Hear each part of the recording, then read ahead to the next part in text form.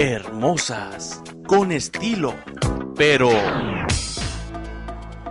un mal calzado puede traer muchos problemas.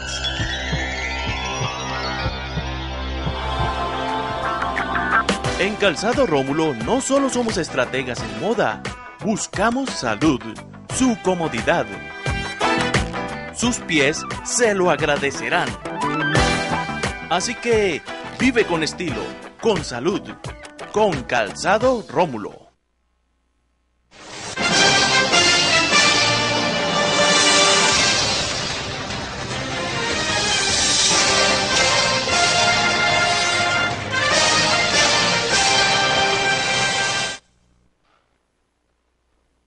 Amables televidentes, los saluda José Alberto Tejada Echeverri, presentándoles el programa institucional del Canal 2 informativo Nuestra Gente.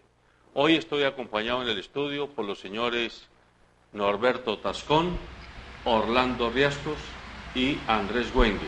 Los tres son panelistas frecuentes de nuestro programa y cada uno desde sus orillas, doctor Tascón desde su condición de dirigente del Partido Liberal y analista político y social y económico de la región. Orlando Riascos, asesor del gobernador del departamento, vinculado muy cercanamente a las toldas de Angelino Garzón. Y Andrés Güengue, desde lo que podríamos llamar una facción del grupo Alianza Verde, trabaja en el norte del Cauca, en el sur del Valle y aquí mismo en la ciudad de Cali, con grupos de campesinos y con grupos de líderes sociales. Los tres nos acompañarán en este rato y a los tres los saludo. Buenos días. Buenos días. Cordial saludo para todos los clientes y muchas gracias por la invitación, doctor Alberto. Pues muchas gracias, José Alberto. Igualmente muy buenos días para los colegas que integramos este panel y para toda nuestra amable audiencia que permanentemente nos espera a esta hora de la mañana. Muy buenos días para Orlando, buenos días Norberto, buenos días José Alberto y buenos días para la teleaudiencia que nos acompaña hoy y todos los días que estamos aquí. Muy bien, seguimos haciendo un repaso a los temas de ciudad y de región. Hoy sigue el drama de Buenaventura. Hoy las autoridades confirman que la puesta en escena de la planta de emergencia o de la reparación de la torre con el que tuvo el atentado va a resultar más difícil de lo previsto porque hay mucha lluvia, es una zona selvática, etcétera, y apenas hoy comienzan los helicópteros a bajar el material para ver cómo se reconstruye el tendido eléctrico a Buenaventura. Ya lleva 4 días con hoy sin energía eléctrica Buenaventura. Y paralelamente a esto, ayer en Tumaco también hubo otro atentado, otra explosión. Pareciera ser pues que la guerrilla de la FARC está dedicada ahora a poner explosivos y a dejar sin energía y o sin agua a los habitantes, a las gentes, generalmente las gentes más humildes, que son las que terminan sufriendo los estragos de este tipo de situaciones. Y paralelo con esto, de vistas a la próxima contienda electoral, el Partido Conservador ya oficializó el aval para Carlos José Holguín. Y también sabíamos que Germán Villegas declinó seguir disputando el aval del Partido Conservador y aunque no lo ha dicho expresamente, todos los caminos conducen a Roma. Él pareciera que se va a integrar a la campaña de Maurice Arbitage. Eso es lo que tenemos visto hoy en el panorama caleño. Por el Partido Liberal no sabemos todavía, sigue una indefinición, Roberto Ortiz y Carlos Andrés Clavijo disputándose el aval, pero esta indefinición, a no dudar, no solo afecta a los candidatos, sino que afecta al Partido Liberal, que muy probablemente se va a quedar sin un espacio de poder local en las próximas contiendas. Son los temas con los que vamos a arrancar. Yo les pido a ustedes que iniciemos haciendo una reflexión sobre lo que implica para el proceso de negociación para un gobierno estos atentados que están viviéndose, estas situaciones graves precisamente en el Pacífico colombiano y que todo indica son las FARC las que están detrás de ellos. Orlando. Yo creo que es muy grave. Precisamente hoy también se anunció que en las horas de la mañana hubo un paro, una toma de la carretera Cali-Buenaventura por indígenas y por campesinos de ese sector. O sea, lo que agrava la situación, porque ya digamos es la gente movilizándose por la situación de pobreza que hay en esa región. Me parece muy grave que la FARC, después de haber estado en un proceso, digamos, de tregua unilateral, a raíz de bombardeo que se hizo precisamente sobre el Pacífico, donde murieron más de una veintena de guerrilleros, pues su respuesta sea una respuesta armada, violenta, cuando se encuentra en la mesa de negociación. Yo creo que ese es digamos, ahí no hay una coherencia política. Yo creo que la guerrilla de la FARC debiera estar de todas maneras asumiendo el diálogo con toda su profundidad y no exigiendo el cese bilateral al juego con más operativos. Yo creo que eso no, la violencia, la guerra no se logra generando más actos de repudio, y sobre todo en la costa pacífica, donde la gente es pobre, donde la gente tiene problemas de precariedad económica, donde hay una situación de infraestructura muy débil, y sobre todo atacar la infraestructura de la gente, dejarla sin energía, sin luz, que eso afecta a sus negocios. Ya vemos como en Buenaventura durante 4 días todo el mundo tiene que sacar, pues, además porque la situación del clima es inhóspita, entonces tienen que sacar sus congeladores, sacar todo un tipo de cosas, y eso encarece los productos y la vida, del costo de la vida allá, tanto así que están vendiendo las cubetas de hielo a 20.000, 30.000 pesos, y por supuesto los productos que se pierden. Ya se ha anunciado por Colpuertos que muchos de los barcos no llegarían a Buenaventura si sigue el tema de la energía así, por lo tanto eso afectaría las exportaciones, que ese Buenaventura es el puerto donde se mueve más carga a nivel del país. Entonces me parece que eso es un error gravísimo de la guerrilla de la FARC, seguir atacando y sobre todo la infraestructura del país, y eso no genera ninguna buena imagen, no se genera una perspectiva de empoderamiento, de guerra para esa guerrilla, y no simplemente el repudio de la población, el repudio de la gente, y sobre todo los otros vallecacuanos tenemos que, digamos, decir aquí enérgicamente que no estamos de acuerdo con ese tipo de operativos, que nos parece que eso afecta a la civilidad y golpea el proceso de paz. Yo creo que el gobierno nacional debería referirse con mayor fuerza en La Habana a lo que está pasando en la costa pacífica. Doctor Tazón, Pues además, perdóneme antes de que usted intervenga, además de lo grave del hecho que estamos comentando, ¿usted tiene alguna información de qué pasó con la planta de emergencia, la planta eléctrica que tuvo Buenaventura, como las que tiene Barranquilla y Cartagena desde el gobierno Gaviria cuando el famoso apagón? Pues mire, eso, inclusive las barcazas que se hablaba en aquel entonces, que fueron tomadas precisamente para tratar de solucionar el problema que se daba básicamente con la falta de fluido eléctrico en la zona de Buenaventura e inclusive zonas aledañas a Buenaventura. Pero como siempre en Colombia, las cosas las usamos momentáneamente y terminan luego entregadas al olvido, desvencijadas, desmantelados, etcétera. Pues esas barcazas que adquirió el Estado, la verdad es que hoy no tenemos ninguna relación ni ningún recuento de ellos. Se hablaba precisamente de eso, pero es mucho más triste que esto que se repitió tantas veces no haya tenido por cuenta del Estado rápida solución, porque recuerde que esta segunda línea de transmisión de energía se vino y apenas se aprobó hace unos pocos meses para iniciar su construcción. ¿Todo por qué? Pues porque las comunidades indígenas y afro se habían opuesto a los permisos esos que se inventaron con la Constitución del 91 de la participación de los territorios especiales, y que han vuelto eso precisamente una talanquera para el desarrollo de algunas regiones, con el propósito de decir que es que se les tiene por fuera de las negociaciones o el abandono, cuando realmente uno ve con mucha tristeza es que hay gente que ha conformado organizaciones afros o indígenas haciendo reclamaciones por cosas que ni siquiera tienen o ni siquiera les pertenecen. Pero amén de todo eso, lo que sí es consecuencia de todo es que es la crónica de la misma muerte anunciada de la que tantas veces hemos dicho y repetido. Nos sentamos a la mesa en el famoso diálogo de la paz y se ha hablado del cese bilateral del fuego, se ha hablado de que la guerrilla había dado una tregua, y entonces inmediatamente las personas me dicen, pero es que le bombardearon los soldados en el Cauca al ejército, pero tampoco nos dicen, y es que ese grupo de soldados estaban cumpliendo con los protocolos de guerra, porque es que allí es donde también tratamos de soslayar las cosas, y sí me parece más bien que los agitadores de la guerra están felices con todo esto.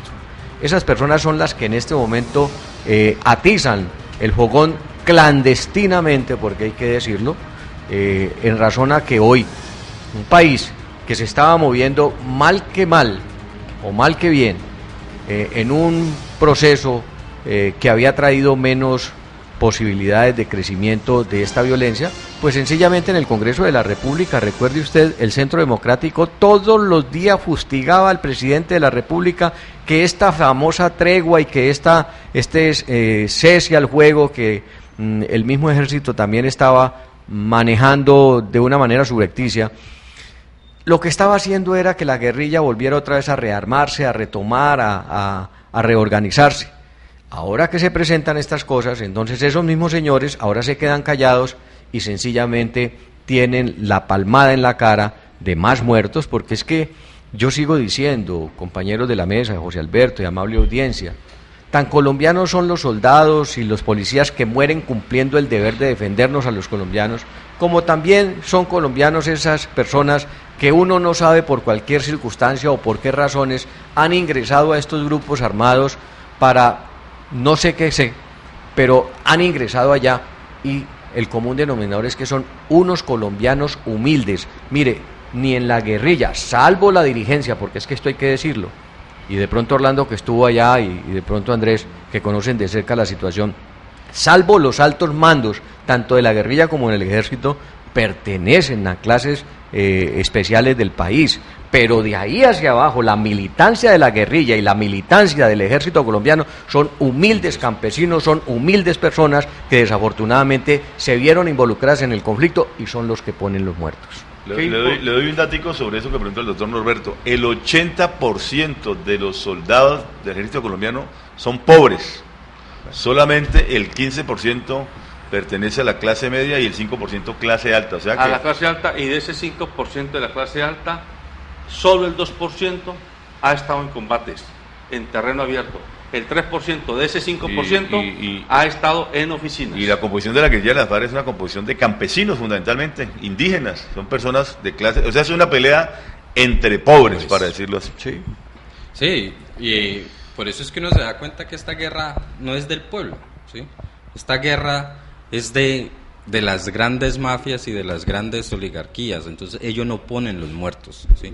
Ellos no ponen el dolor, ellos no se quedan sin energía, ¿sí? Entonces, pues esta guerra en sí, y siempre lo he dicho, esta guerra en Colombia es por unos intereses económicos y específicos. Ellos están sentados dialogando, pero hay otros factores económicos que están detrás para que esto no se dé, para que esta paz que Colombia necesita, o al menos el cese del fuego, se dé. Entonces es preocupante que la gente sigue sufriendo y va a seguir sufriendo, y durante las guerras, y no solamente en Colombia, en todo el mundo, el que más sufre es el pueblo. Entonces, yo creo que estamos en estos momentos como de escalamiento. Hay que hacer un poquito más de análisis y tener un poquito más de comprensión, pero eso sí, presionar, ¿sí? Presionar para que estos diálogos no se lleven otros 3, 4 años, ¿sí? La gente tiene que empezar a sentir de que la paz es del pueblo, ¿sí? Y la paz la necesitamos el pueblo para empezar a generar proyectos de desarrollo que necesitamos en este país. Bueno, y en ese contexto de conflicto interno, de desafíos económicos, porque también hay que admitir que hay una desaceleración económica en el país, y aquí en la región mucho empresario que conocemos nos está diciendo es que los negocios se están parando, se están ralentizando. Esto indica que posiblemente vamos a tener dificultades el próximo año, lo que resta este año y el próximo año, y eso le va a tocar al nuevo alcalde de la ciudad. De cara a esa nueva alcaldía, hoy tenemos como candidatos, digámoslo, listos para arrancar la campaña oficialmente: Angelino Garzón, Mauricio Arbitage, Carlos José Holguín, ayúdeme, ¿quién más? Ya que estén nominados, digamos. Por ahora eso. Esos tres. Sí, esos tres, porque el Partido Liberal todavía no ha definido, como usted lo mencionó, y los otros son candidatos por firmas, ¿no? Y sí, hay una cantidad de candidatos. Correcto, pero digámoslo que estos tres son los que ya están ahí listos en el partidor, y faltaría el del Partido Liberal. ¿Qué pasa con el Partido Liberal, doctor Tascón? Pues ayer tuve la oportunidad, José Alberto, de escribirle una misiva a la Dirección Nacional en pleno, en mi condición de codirector del Partido Liberal con la compañía del secretario general, el doctor Fernando Arana, donde les estoy expresando que en mi condición de codirector y que tuve la oportunidad de recorrerme el departamento instalando los comités de acción política en 36 municipios, el querer de las gentes es que se tome una decisión, y más en Cali. En Cali los líderes, no solamente políticos, sino desde la misma opinión, y los mismos precandidatos, están angustiados porque la Dirección Nacional no toma una decisión. Y les he dicho a los codirectores del Partido Liberal que las decisiones, así sean malas, hay que tomarlas, pero no pueden condenar a la incertidumbre a unos candidatos que en este momento no saben si su suerte va a ser efectivamente representar al Partido Liberal en la contienda a la alcaldía, o sencillamente van a tenerlos allí en ascuas, en una especie de ayuno político hasta el 20 o 24 o más allá de junio, que es el tiempo de inscripción de candidatos, y sencillamente no dar esa posibilidad al partido de que se suelte con su candidato para establecer si verdaderamente las encuestas varían o no. Pero en esta situación no se puede seguir, y creo que eso es un error que se ha cometido, más con el descalabro que se presentó con el fallo del Consejo de Estado que nulita los anteriores estatutos, dejando en vivo los del 2002, que le dan las facultades, fíjese usted, precisamente a los directorios municipales y departamentales para que establezcan los candidatos que deben representarlos en las contiendas electorales. Por consiguiente, hasta lo que se ha informado y a raíz de todos estos comentarios, es que la Dirección Nacional se va a dar la pela y definitivamente va a sacar candidato en el transcurso de la semana entre el doctor Carlos Andrés Clavijo y el señor Roberto Ortiz. Esa será una decisión. ¿Cómo están esas apuestas al interior? Pues yo diría, ¿qué marcas? Fíjese que hay allí más decires que verdades. Pues tanto unos como otros dicen que tienen la mayoría en la Dirección Nacional, pero lo vergonzante de todo esto es que la Dirección Nacional, y peor, los vallecaucanos liberales, y especialmente los caleños, no nos hubiésemos puesto de acuerdo, no ahora, porque es que ya hoy es la consecuencia, sino hace aproximadamente 7 meses, cuando le propusimos, y particularmente se lo propuse al directorio departamental de ese entonces, y en concreto al senador Edinson Delgado, que estableciéramos unas reglas primarias de juego para que, avaladas por los candidatos de ese entonces, nos saliéramos ya a definir cuál era el candidato del Partido Liberal para la alcaldía de Cali y para la gobernación del Valle, y que esa condición fuera la que le presentáramos a la Dirección Nacional para que no se convirtiera eso en lo que hoy está pasando, que hay 12 personas en Bogotá, que son la Dirección Nacional, decidiendo la suerte de unos vallecaucanos en una región donde ni ellos conocen qué pasa acá. Bueno, varias cosas, digamos, como comentarios de lo que dice el doctor Norberto. Pues primero lo que él plantea, el tema de los estatutos del Partido Liberal, que es un tema, digamos, grave, porque eso inclusive dice que haría que hubiese una nueva dirección nacional liberal a raíz de ese acontecimiento, que no es un fenómeno que solamente que está ocurriendo en Cali. Parece ser que en la misma circunstancia se encuentra Eduardo Verano La Rosa en Barranquilla, ¿no?, que es el opositor de la familia Char, y no le han dado el aval por no sé cuáles serán las circunstancias. Yo creo que hay unos fenómenos que se ven, digamos, en este proceso electoral. Uno, de una gran cantidad de candidatos o precandidatos que en un comienzo que hablaban de 30, ahora vemos que la cifra es muy pequeña, ¿no? Se reduce a 5 o 6 y va inclusive a ser menos, porque el tema de los avales de los partidos, el tema de la firma, pues no lo ha permitido. Entonces se reduce esa circunstancia. Y lo otro, digamos, que es que ya había planteado, digamos, como una unidad regional donde convergían el Partido de la U, el Partido Liberal, Cambio Radical, el Partido de la U.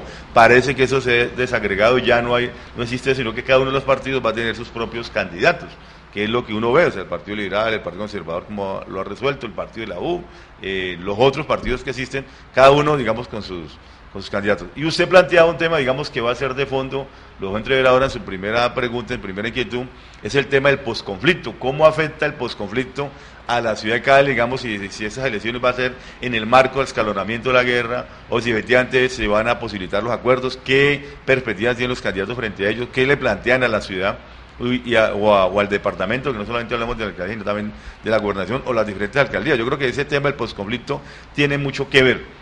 en esta situación, por ejemplo, elegir un alcalde para Buenaventura, por ejemplo. ¿Qué plantean los candidatos a la alcaldía de Buenaventura frente a una ciudad sin energía, frente a una ciudad en esa pobreza? Y más aún aunado al tema de la corrupción. Digamos que en Buenaventura se habla del tema de la corrupción. Recientemente, yo lo escuché en una emisora que trabaja aquí, el doctor Norberto, que colabora, hubo una referencia a un señor Ariel que, bueno, de una entidad de veeduría, una ONG veeduría, de que habla efectivamente de cómo 95 candidatos en el país están adscritos a las redes de mafiosos, de bandas criminales, del proceso 8000, de guerrillas, o sea, están allí y parece que hay esa denuncia y que viene otra tanda de 95. Entonces decía, lo que hoy pasa en Colombia es que no hay un verdadero sistema electoral transparente, equilibrado, donde la gente pueda competir, sino que se ve mucho dinero. Yo en esa campaña he visto que, por ejemplo, la gente transgrede las normas. No se puede hacer campaña política antes del 25 de junio y muchos candidatos con enormes cantidades de dinero recorriendo las calles, con propaganda, dicen propaganda en los carros, en los vehículos. Entonces, si esos candidatos transgreden las normas electorales, ¿qué se podrá esperar cuando vayan a ser alcaldes? Porque si están violando la ley de entrada, entonces todo el mundo haciendo campaña cuando la ley no permite. Entonces, no, además la ley no se aplica, no hay quien la haga cumplir, no hay sanciones de ninguna naturaleza, no hay un debate serio de propuestas e ideas, que es lo que los ciudadanos querríamos. O sea, ¿qué plantean los candidatos? Entonces, todo hoy se queda en el tema del aval, en el tema de las maquinarias, porque supuestamente la campaña empieza el 25 de junio, cuando se inscriban los candidatos. Bueno, yo creo que... ¿Por el lado de ustedes qué pasa? Por el lado de nosotros pasa lo mismo. No, yo creo que ahí se ve la problemática real que tienen hoy en día, no solamente el Partido Liberal, todos los partidos en este país tienen la misma dinámica, ¿sí? Se ve la deficiencia de una organización saber trabajar para conformar organización. Es decir, hoy en día estamos trabajando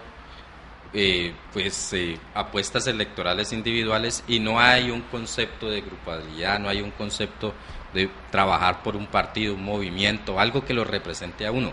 Entonces, pues se caen en estos momentos, se caen en los momentos más coyunturales, y ahí empiezan ya a salir pues el ejercicio del poder, quién tiene más poder, quién tiene acá, y se da por lado y lado, ¿sí? Tanto como la persona como los grupos. Me he dado cuenta de que en muchas organizaciones, partidos políticos, pues están los que quieren a través del ejercicio, ¿cómo se dice? Pues el ejercicio administrativo sostener las ramas de poder, y están los que en el ejercicio electoral quieren sostener el poder. Entonces eso se vuelve una guerra entre dos poderes internamente dentro de los partidos, ¿sí? O sea, los que no tienen votos, pero se hacen elegir dentro de las organizaciones, y los que tienen los votos. Entonces ya salen a decir, no, es que ese es un partido netamente congresista, ¿sí? Y esos son los argumentos que se utilizan para pelearse el poder dentro de las organizaciones. Creo que se pierde la ideología de las organizaciones, se pierde el sentir, se pierde la visión, y por eso es que los candidatos no salen con una agenda programática, no salen con una propuesta, no se estudia realmente las ideologías de cada movimiento. Sí que es importante esto que está diciendo Andrés, doctor Tascón y Orlando, porque mire, usted que es del directorio liberal del Valle, una de las fenómenos que se perciben es que los partidos políticos cada vez juegan menos en el escenario político y juegan más las individualidades políticas, o sea, las personas, y eso lo inauguró de manera muy vehemente Álvaro Uribe Vélez en sus 2 mandatos. Una persona termina obnubilando a toda una organización política, pero hay una cierta inacción de quienes dirigen los partidos políticos. Uno no se explica cómo hoy, a 3 de junio, todavía un partido como el liberal, que se supone debe tener vocación de poder, porque para eso son los partidos políticos, no haya podido definir a su candidato y deje que otras personas vayan y vengan diciéndole a la comunidad, mire, voten por mí, aunque yo no pertenezco a ningún partido, yo soy mi propio partido. Esto es un cáncer para la democracia política. Pues indudablemente, José Alberto, yo creo que los partidos políticos en general han comenzado en una etapa de caída en picada, donde van a tener que estrellarse contra su propia suerte. ¿Y todo esto por qué? Porque se convirtieron desafortunadamente en unas fachadas para volverlos de agrupaciones de intereses particulares. Es que a mí me parece que el daño comienza mucho más allá. Y si yo soy amigo de analizar las cosas con la causa-efecto, y si uno comienza a entender dónde están las causas de lo que hoy está pasando, es precisamente allá, cuando los partidos, pues que buenos, regulares o malos, han existido toda la vida en Colombia, y en algunas ocasiones casi que llegábamos a tener, como sucede en las grandes democracias, 2, 3 partidos. Llegó el momento en que Colombia tuvimos 75 partidos. ¿Qué democracia es eso? Y luego se ha ido refinando poco a poco hasta el punto que hoy todavía tenemos 12, 15 partidos en Colombia, y se crean algunos como consecuencia de las ventanas abiertas que quedan en las organizaciones afrodescendientes o indígenas. Pero esto no es óbice para entender que al interior de los partidos falta una verdadera democratización y una verdadera disciplina de partidos, porque vuelvo y le digo, no es de muy buena presentación para una colectividad que determinadas personas que se empoderan de los partidos terminen convirtiéndolos en unas fincas, y unas fincas donde quitan y ponen, donde sacan y meten, sin ninguna displicencia. Y se lo digo porque es que eso le sucede no al Partido Liberal, sino a todos los partidos, y pareciese que esto se vuelve una herencia de descendencias. Entonces, yo llego al Senado y meto a mi hijo en las asambleas, o meto a mi hijo a los consejos, o meto a mi hijo de alcaldes, y esto no es solamente en el Valle, es en todo el país.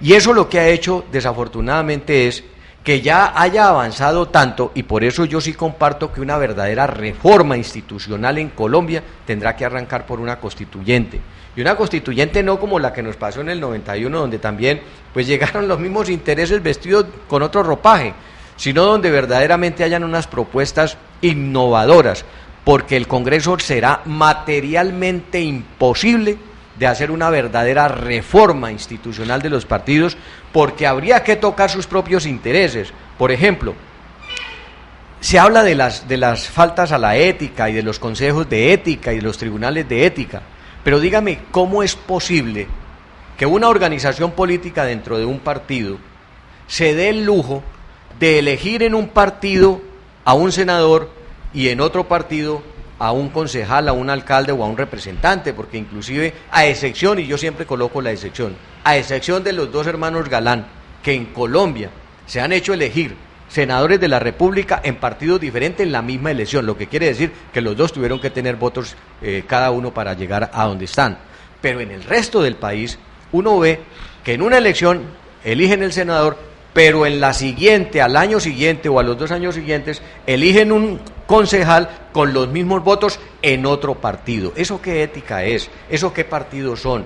¿Qué hay al interior de la democratización de los partidos para controlar eso que es un juego de la democracia? Bueno, eso que es un negocio en la democracia, correcto, porque no puede ser otra cosa. Correcto, y es que este es un punto, amables televidentes e internautas, que a veces parece como muy farragoso, muy complicado de entender, pero sí que es importante. Es que la democracia política descansa en organizaciones políticas, no en individuos. Esto es el punto central en el que yo quiero insistir a mis contertulios, porque es que si fuera de individuo, entonces esto se volvería una especie de reinado o de reality del que más bonito discurso tenga, el que mejor hable, el que más pinta tenga, etcétera. No, deben haber organizaciones políticas que respalden con un programa, es decir, con una agenda de Estado, donde si Andrés Wenge es el candidato del partido X, Andrés Wenge no venga a hacer lo que a él se le ocurra, ni a sus 3 o 4 asesores de cercanos, sino el mandato que el partido político al que él pertenece le está diciendo: vaya usted a jugársela por estas 4 estrategias de ciudad, o de departamento, o de país.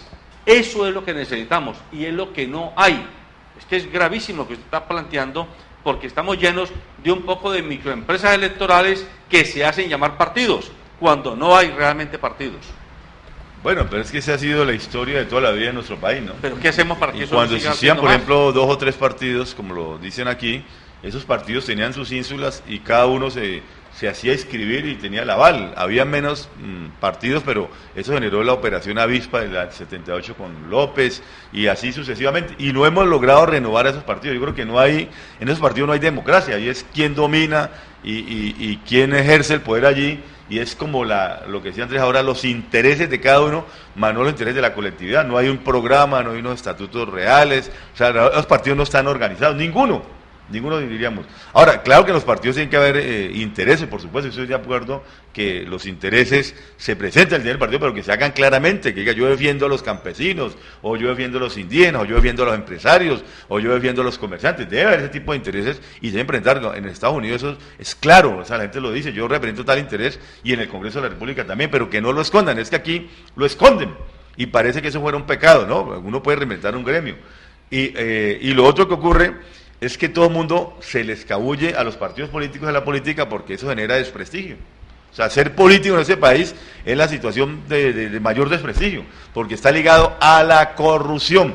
Entonces nadie quiere ser de los partidos hoy. Vemos que la mayoría de los candidatos que hay en Cali están por firmas, que antes que por los partidos. O sea, no se van a un partido a que le den el aval, sino simplemente a recoger firmas. Así ocurre en el Valle del Cauca. Entonces, la política está ligada al desprestigio, y por eso muchos candidatos dicen, no, yo no quiero ir por los partidos, no quiero ir por firmas, y que no me representen los políticos. Pero por debajo de la mesa reciben el apoyo de los partidos políticos y los votos de los políticos. Entonces, ¿cómo reformar la política? ¿Cómo hacerla decente, con ética, con propuestas, con ideas? Debe haber una reforma electoral. Yo sí estoy de acuerdo, una reforma electoral, bien sea con una Asamblea Nacional Constituyente o que el Congreso de la República lo hiciera. Por ejemplo, que la financiación de las campañas fuera estatal. No de grandes empresarios o de mafias, sino que fuera estatal y que fuera sobre la mesa, porque muchos de los gastos que hay en las campañas no se reportan. ¿Cómo es posible que le digan a uno que es que para salir senador de la República o representante de la Cámara usted tiene que tener 2.000, 5.000, 10.000 millones de pesos? ¿No? Los tendrán yo no sé quién, no los reportan, nunca se ven. Y campañas que se hacen con 100, 200 millones de pesos, pues no tienen ningún efecto, porque ya hay una composición. Además, en la registraduría todo el mundo lo dice, eso huele a feo, pero no pasa absolutamente nada. Bueno, ¿y habría alguna posibilidad, les pregunto a ustedes tres, que la militancia también se organizara y se carnetizara? Es decir, que yo, por algún mecanismo democrático, declarar que soy liberal o conservador o polista o centro democrático o alianza verde, pero que eso me dé un carnet y un registro ante la registraduría del Estado, que impida que mi cédula aparezca votando si yo soy liberal en el Partido Conservador o si soy liberal en Alianza Verde. ¿Eso ustedes creen que sería factible? ¿Eso podría darse? ¿Se da en otros países? Creo que es difícil, ¿sí? Porque de todas maneras estamos hablando de un modelo democrático, o sea, es decir, queremos llegar a la democracia. Yo creo que lo que se tiene que dar es que hay políticos activos y hay gente a la cual se tiene que convencer, ¿cierto? Yo creo que si las personas que encuentran una ideología, para eso tiene que trabajar una organización lo que tiene que crear es conciencia de por qué mi partido político, ¿sí?, es el partido a desarrollar sus propuestas ante la comunidad. Entonces, para eso se necesita un trabajo ideológico constante. Eso no se hace en elecciones nomás, eso no se hace con personas nomás, eso se hace desde una organización. Es decir, entremos en países un poco más avanzados en esos términos.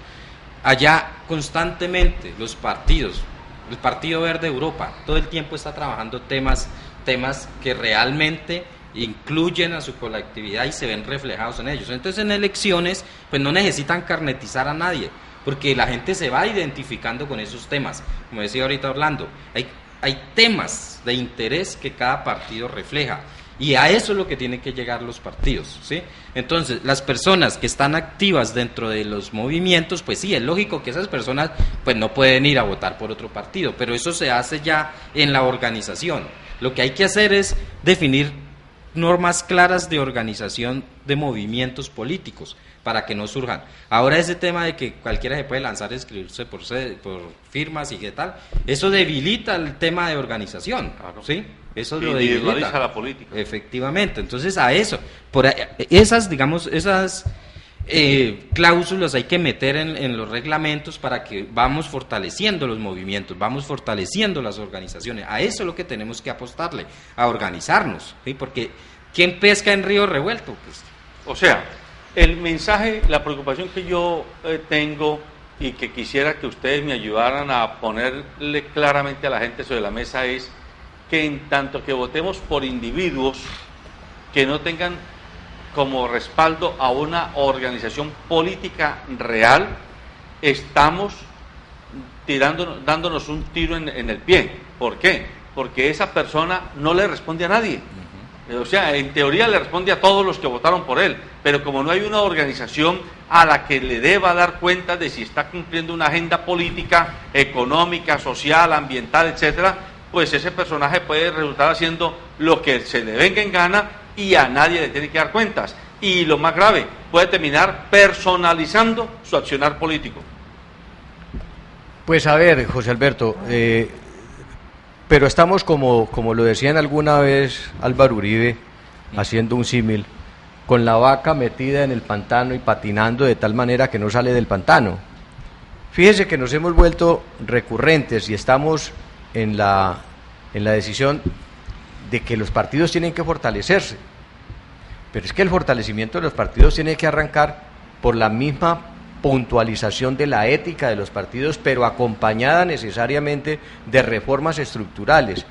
Hace poco, en el 2011, si no estoy mal, se aprobó la ley 1475, que es la ley de los partidos. Ley de los partidos. Pero esta tiene cosas muy importantes, pero vaya usted a que las apliquen los partidos. Y es precisamente esa, Orlando, la razón por la cual el Consejo de Estado falló en contra del Partido Liberal, porque las directivas de los partidos a veces se consideran reyesuelos, y no es en el Partido Liberal, es en todos los partidos. Sí.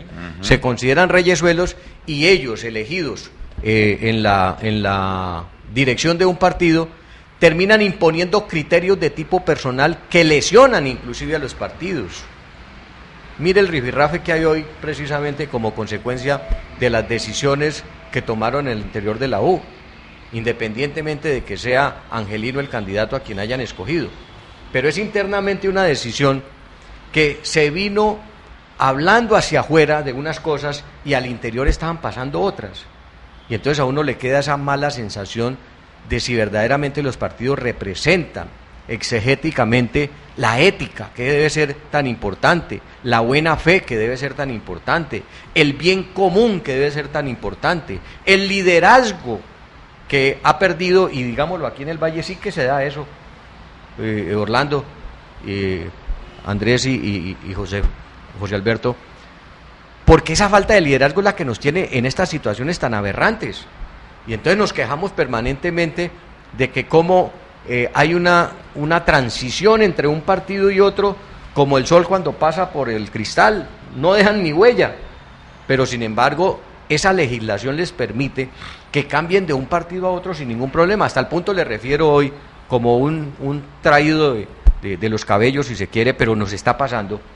En mi condición de codirector del partido he tenido que estar muy relacionado en todos los municipios con personas que están aspirando a las alcaldías.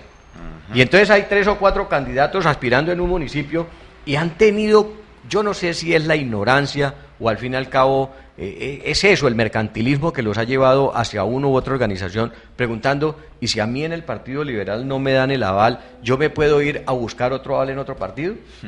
¿Qué es eso? Es decir, hay partidos que son fábricas de avales también, ¿no? Por supuesto, ahí veo un partido que está diciéndole a la gente, aquí está la cuenta corriente para que usted consigne 400,000 pesos para poderle entregar el aval, porque supuestamente es para rendir las cuentas, como si eso fuera una cosa de un partido. Las cuentas las rinde el candidato y es una obligación, inclusive puede ser sancionado por no rendir cuentas, como en efecto lo establece la ley 1475. Pero esto es como el entramaje de lo que tenemos para entender que desafortunadamente los partidos están en un estado de crisis total. Y podríamos decir, esa crisis de los partidos es la que está llevando precisamente a que hoy la democracia en el país esté ya entrándole agua al barco. Y esto es sencillamente un campanazo de alerta para entender que si los partidos no se democratizan, los partidos no crean una reglamentación interna para su funcionamiento de acuerdo a la ley, sencillamente el liderazgo está mandado a recoger, pienso yo. Bueno, yo les voy a sugerir que demos una vuelta de página y pasemos al mundo del deporte. No para hablar del Deportivo Cali. ¿Cómo que no? No, Hoy hay que hablar del Deportivo Cali. Yo sé que usted tiene muchos intereses con el Deportivo Cali y yo sé que hoy va a jugar. Intereses no, afectos, pues. Afectos, no intereses. Usted es como que es socio también, ¿no? Y, sí, claro. Y cotiza ya. Es de los grandes. No las boletas uno para ir al estadio. Se pone la camiseta. Bueno, yo sé que Orlando es pero un yo hincha. Lo que quiero es invitarlos a que hagamos una reflexión, no anecdótica, sino, ¿por qué no decirlo filosófica y sociológica, de que nos explique lo que pasa en la FIFA, lo que significa toda esta cosa que se ha vuelto de farándula, un chisme de farándula, que Joseph Blatter, que lo sacan, que se volvió, que entró, que volvió y salió, etcétera. Entonces se vuelve como un cotilleo, como si fuera como el cotilleo del hombre el nadador que se volvió mujer a los 60 y tantos años. Entonces queda la noticia en el mismo escenario de importancia mediática que la de quien se cambió los senos o quien se cambió de sexo o cosa parecida. No, aquí hay un tema en el mundo hay, fuera de las multinacionales empresariales, hay dos multinacionales adicionales, el Vaticano y la FIFA. Para estados, diría yo, ¿no? Sí. Están por encima de los estados. Son poderes que pueden poner a los países a que se arrodillen. Yo creo que el fútbol y la religión son dos grandes pasiones, ¿no? Y además detrás de ellos hay una gran cantidad de intereses. En el caso de la FIFA, pues son los grandes negocios, por ejemplo, lo que genera un mundial de fútbol, las transmisiones por televisión. Pero permítame, Orlando, para que ustedes hagan su reflexión, la pregunta que debe hacerse el ciudadano es, ¿por qué esto revienta ahora? ¿Por qué no reventó antes? Si es que los escándalos no son del último año, si es que La Plata, este señor lleva 16 años al frente de la FIFA, y los sobornos y todo lo que se le acusa a él y a su staff ejecutivo no es del último año, es de los últimos mundiales. De hecho, él viene de ser el segundo de João Havelange, el brasilero que manejaba la FIFA hace muchos años. ¿Qué está pasando? ¿Hay alguna relación geopolítica con este escándalo? ¿Tiene algo que ver en una nueva guerra fría que hay entre Estados Unidos y Rusia, donde ahora aparece el Medio Oriente con los árabes allí metidos tratando de jugar a la industria del fútbol?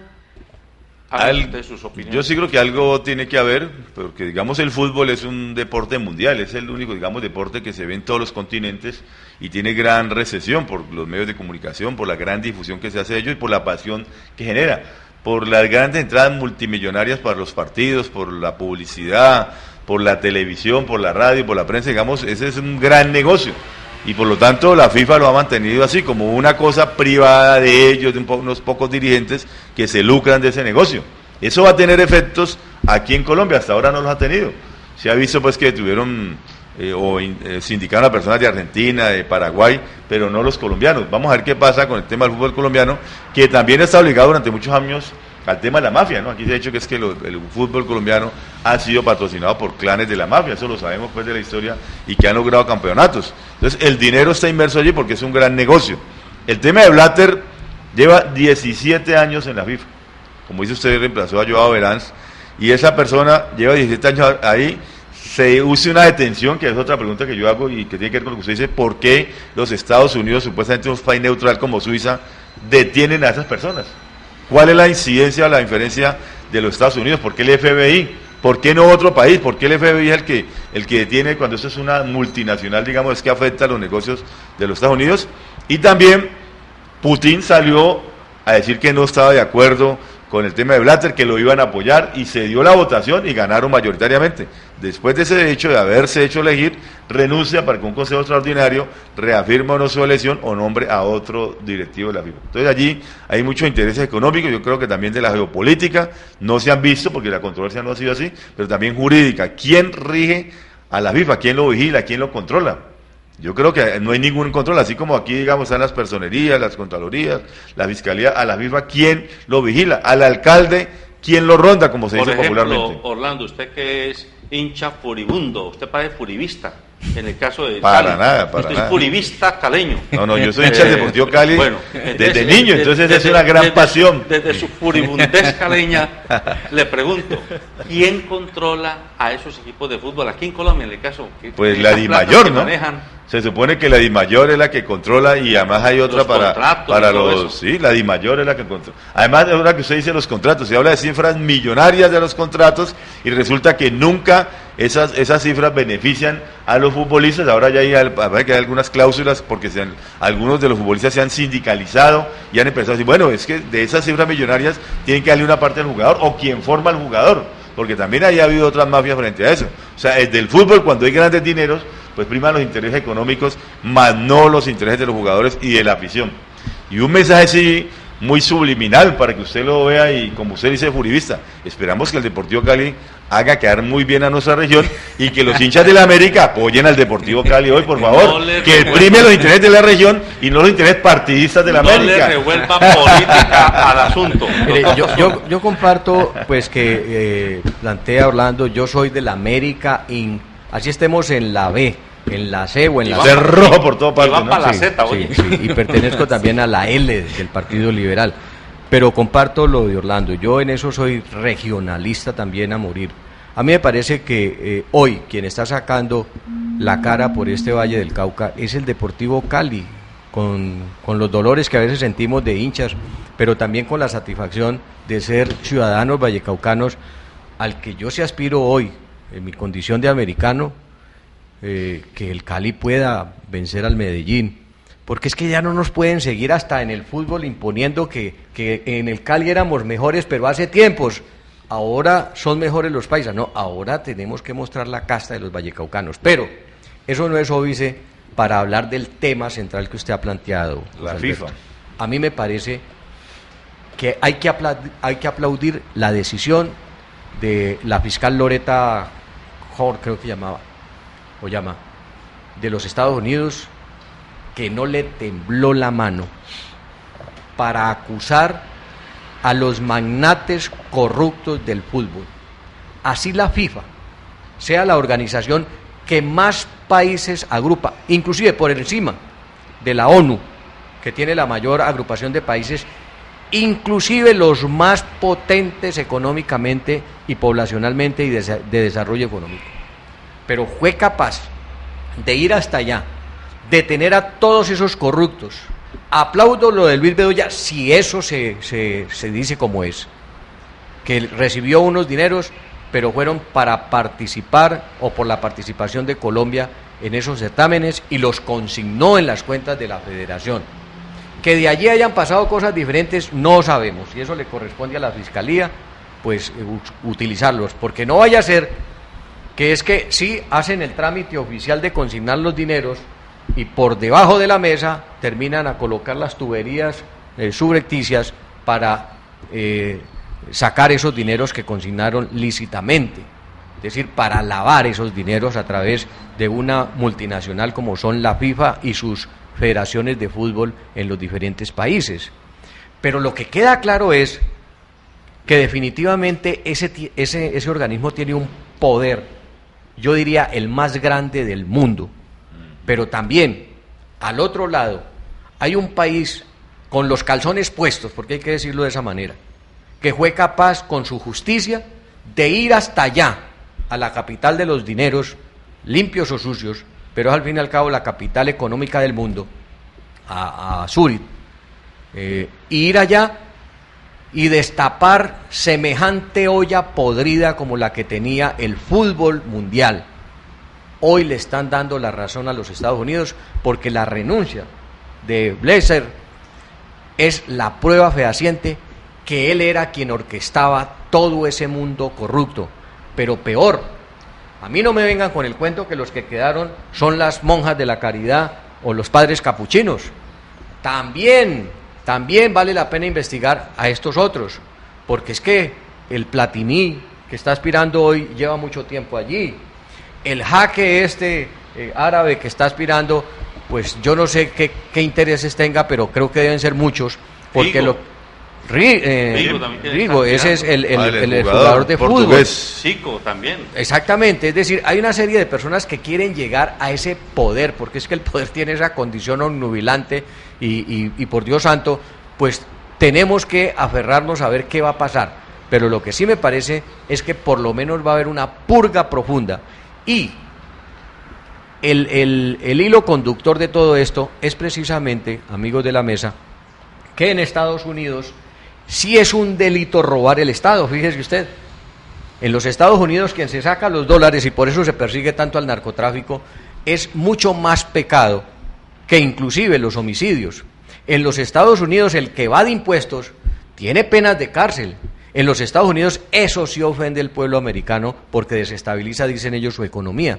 Por eso no van a descansar, y lo peor es que los convenios que hay con Suecia van a obligar a que muchas de estas personas vayan a comparecer a los estrados de los Estados Unidos. Luego el escándalo, me parece, apenas está comenzando a dar los brotes que son. Claro, por supuesto. Yo creo que eso tiene mucho que ver con la geopolítica, ¿sí?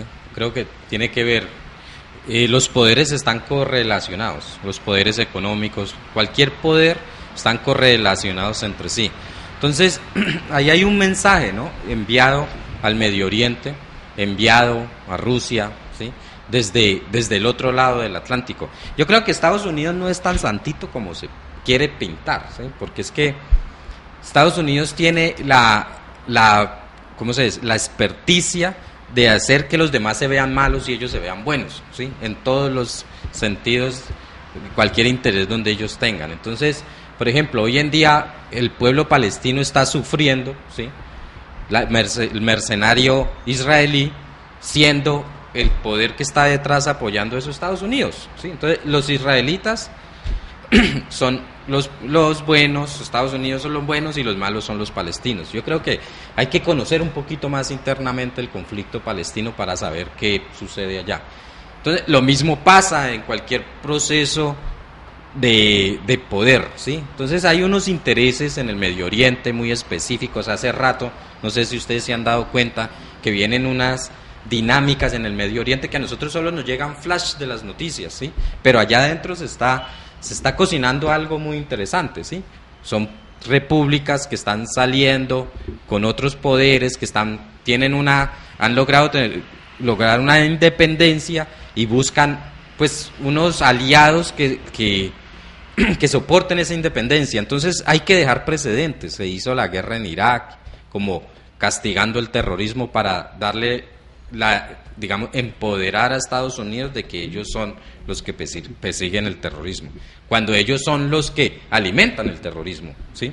O sea, no conocen Nicaragua, lo que pasó en Chile, lo que han pasado en muchos países que han intentado surgir de esta dinámica y son atropellados, ¿sí?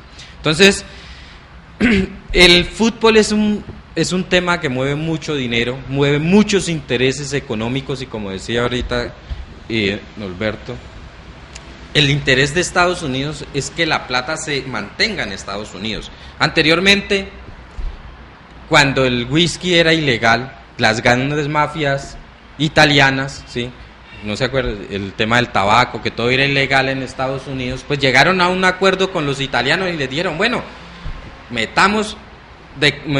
legalicemos esa vaina, pero ustedes se quedan aquí haciendo negocios aquí en Estados Unidos, no se nos llevan los dólares. ¿Por qué no hemos logrado cesar el tema del conflicto con la cocaína y el narcotráfico? Porque pues los colombianos no se van a quedar en Estados Unidos, ellos se vienen a disfrutar su plata aquí en Colombia, ¿sí? Son temas de poder, detrás de todas estas decisiones que se están tomando. A mí quedan muy poquitos minutos, pero yo quisiera que tratáramos de cerrar esta reflexión, porque es que lo que me preocupa es la incidencia que tiene el poder de una organización como esta con los países. Por ejemplo, en el reciente Mundial de Fútbol de Brasil, la información que se tiene es que las condiciones que le imponía la FIFA al Estado brasilero para merecer el derecho de ser sede eran absolutamente leoninas. Leoninas de punta a punta, tales como, por ejemplo, hacer ese tal estadio en Manaus, en mitad de la selva, en mitad de la nada. Un estadio que hoy hay evidencia de que allá está, como lo que se hizo, como las piscinas que hicieron en Saravena, aquí en el Arauca, que no sirven para nada porque enterraron la plata en unas obras faraónicas. ¿A razón de qué? Hacen piscinas donde no hay agua. Exactamente. Entonces, esa situación de la FIFA con los países, cómo se correlaciona con los comités olímpicos deportivos de cada país, con la DIMAYOR, en el caso nuestro, con la Federación de Fútbol, porque no podría ocurrir que esas instancias estén por fuera de la ley colombiana y que no se las pueda auscultar. Esa es como la gran interrogante que a mí me surge. Cerrémosla con esa breve reflexión, por favor. No, yo creo que es que, digamos, esas dirigencias se han perpetuado, ¿no? Y son poderes especiales. Por ejemplo, aquí Alfonso Senior fue el presidente 30 años. Más de 30 años, y manejaba, Alex Gorayé también manejaban eso a su manera, y el Estado no había ningún control, no les interponía absolutamente nada. Y vuelvo y repito, o sea, por intermedio de esos equipos de fútbol, de muchos equipos de fútbol, se lavó mucho dinero. Y más aún contra, digamos, los derechos humanos de los futbolistas, que nunca se les reconoce lo que es. Entonces aquí lo que hay es un tema de soborno. Fundamentalmente lo que se ha dicho es que Blatter y todos esos dirigentes recibieron sobornos para incidir quién iba a ser la nueva sede del Campeonato Mundial de Fútbol. Entonces ahí es donde está, y ahí es donde interviene los Estados Unidos, porque es un tema de dinero. Pero creo que el tema va mucho más allá de los sobornos, como usted lo ha dicho, tiene que ver con la geopolítica, tiene que ver con los paraestados, tiene que ver con los poderes muy especiales que son grandes multinacionales. Hoy lo que se ha dicho es que las grandes empresas de publicidad fue los que presionaron a que saliera Blatter, porque no aceptaban que eso estuviera untado de sobornos, porque eso afecta a su negocio, porque ellos son la publicidad y quieren ver eso, digamos, de una manera transparente. Bueno, el tiempo se nos acabó, amables televidentes. Dejamos sobre la mesa el tema de la FIFA para invitarlos a ustedes a que no lo farandularicen, para que no lo vuelvan simplemente como el chisme de que cayó Blatter. No, ¿qué hay detrás? Porque es que se mueve mucho, pero mucho dinero. Un Blatter puede poner a Juan Manuel Santos, lo puede arrodillar al presidente colombiano para lograr una sede de un campeonato o para lograr cierto tipo de partidos o cierto tipo de intercambios. Ese es el nivel de poder. Y entonces la pregunta que hay que hacerse es ¿cómo hacemos para que las organizaciones deportivas o que manejan el deporte en Colombia no vayan a quedar ahí metidas en ese marasmo? ¿No le suena esto, José Alberto y colegas, a que se corrompió la sal? Claro, obviamente. Si usted recuerda que en el 86 a Colombia le iban a dar la sede del Mundial de Fútbol y no se hizo, y eso decían que tenía que ver con otros poderes allá, otros intereses. Otros intereses. No, pero yo creo que usted tiene que rematar muy bien hoy este programa, deseándole suerte al Deportivo Cali. Sí, pero no le rompa política a la no, eso no es política, eso está muy sandía hoy, mi doctor. Pero lo que sí podríamos decir a manera de conclusión es que definitivamente el capitalismo ha permeado todas las estructuras del mundo. Y esa es la consecuencia de que detrás de ese capitalismo, que es, yo diría, una puja de poder económico, pues se adentre precisamente las maneras de cómo llegar a ese poder. Y es con la corruptela, con la corrupción y con las dádivas y con la compra y venta del poder. Y la indiferencia que hay hacia Palestina y hacia Israel en ese conflicto es que no juegan fútbol. Y yo quisiera decir, sin pretender ser un defensor de oficio del capitalismo, que hay que diferenciar. Esto no es capitalismo, esto es especulación pura y dura. Lo que hay ahí en ese juego de poderes económicos, ahí el capitalismo se supone que coge un factor como el dinero y lo transforma en servicios y en productos. Aquí simplemente unas gentes con mucho dinero especulan en bolsas, comprando y vendiendo certámenes y jugadores y se van llenando de plata para sus arcas privadas sin generarle un valor agregado a las sociedades donde están asentadas. El llamado entonces es a que despertemos y a que no permitamos que esto se vuelva simplemente un cotilleo, una chismografía de qué va a pasar y quién va a ser el nuevo. Y recuerden, la invitación es votemos por candidatos que tengan respaldo en una organización política. Yo por lo menos soy convencido, y esto lo hablo a título estrictamente personal, que no es conveniente ni para la ciudad, ni para el departamento, ni para el país, votar por candidatos que digan, por mí y ante mí, yo seré el gobernante. No, el gobernante tiene que tener un partido u organización política que lo respalde y que lo controle y que lo desafíe. Buenos días.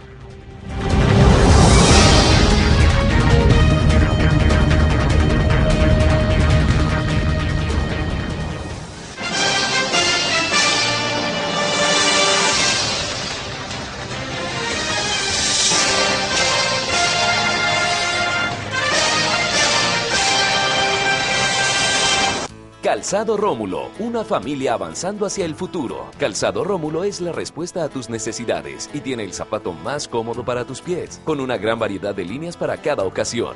Calzado Rómulo, el verdadero bienestar para tus pies. Encuéntranos en los principales almacenes del país. Colombiano, compra colombiano.